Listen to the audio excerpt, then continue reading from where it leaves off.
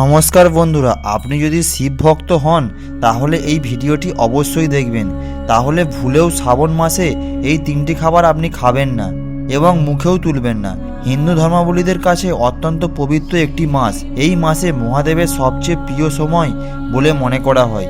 সেই কারণেই মহাদেবের প্রতি ভক্তি ও নিষ্ঠার প্রদর্শন স্বরূপ শ্রাবণ মাস পালন করেন অনেকেই।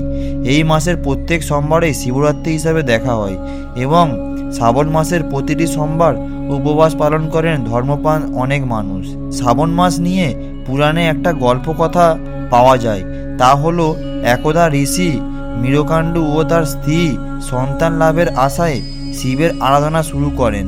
তাদের কঠিন তপস্যায় খুশি হয়ে মহাদেব আশীর্বাদ দেন যে তারা প্রখর বুদ্ধিমত্তার স্বল্প জীবনে সন্তান পেতে পারেন অথবা অল্প বুদ্ধির দীর্ঘ জীবনে সন্তান পেতে পারেন।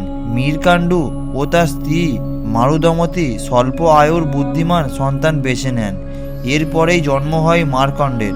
শিশুকাল থেকেই মহাদেবের অত্যন্ত ভক্ত ছিলেন মার্কণ্ড। শিবলিঙ্গের সামনে একবার কঠিন তপস্যা শুরু করেন তিনি। সেই সময় যমদূত তাকে নিতে আসে, কিন্তু মার্কণ্ডের তপস্যা ভঙ্গ করতে না পেরে ব্যর্থ হয়ে ফিরে যায় তারা। 30 দিন পর খোদ যমরাজ আসেন মার্কণ্ডকে নিতে, কিন্তু তার এমন একজন ভক্ত তপস্যার অবস্থায় বিরক্ত হওয়ার জন্য যমরাজকে শাস্তি দিতে নেমে আসেন স্বয়ং মহাদেব।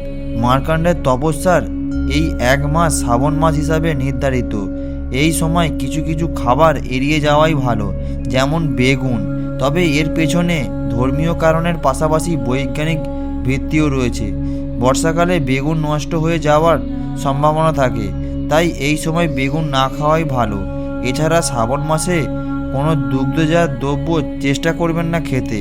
আর শেষ যে খাবার এই সময় না খাওয়াই ভালো তা হলো সবুজ শাকসবজি। বৈজ্ঞানিক মতে বলছে বর্ষাকালে সবুজ শাকসবজিতে পোকামাকড় ও ব্যাকটেরিয়া বাসা বাঁধে। এই সময় শাকসবজি খুব বেশি না খাওয়াই ভালো। শাস্ত্রে শ্রাবণ মাসে ধ্যান করার নির্দেশ রয়েছে। শ্রাবণ মাসে দান করলে স্বয়ং মহাদেব আপনার উপর খুশি হন। শ্রাবণে কয়েকটি জিনিস দান করলে আপনার জীবন বদলে যেতে পারে। মহাদেবের আশীর্বাদে ধনসম্পদ বর্ষিত হতে পারে। শ্রাবণে কী কী জিনিস দান করলে ভালো দেখে নিন। শ্রাবণ মাসে কোনো দরিদ্রকে খাদ্য, পানীয়, বস্ত্র দান করতে পারেন। এছাড়া গরু, ঘোড়া দান করা যায়। বিছানা, ছাতা ও বসার জন্য আসন দান করলে শ্রাবণ মাসে তার শুভ ফল পাওয়া যায়। সবসময় পূর্ব দিকে মুখ করে দান করবেন। তবে নিজের পরিবারের কাউকে দান করলে বিশেষ কোনো লাভ হবে না। কেউ যদি মনে করেন দানের জিনিস নিজেই ঘরেই রাখবেন, তার জন্য পরিবারের মধ্যেই এই সব জিনিস দান করেন, তাহলে কোনো শুভ ফল তিনি পাবেন না। এছাড়া জল, তিল, কুশ ও ধান সবসময় দান করা ভালো। তো বন্ধুরা, আপনারা কারা কারা শ্রাবণ মাসে দান করতে চলেছেন এই ভিডিওটি দেখার পরে কমেন্ট বক্সে কমেন্ট করে অবশ্যই জানাবেন।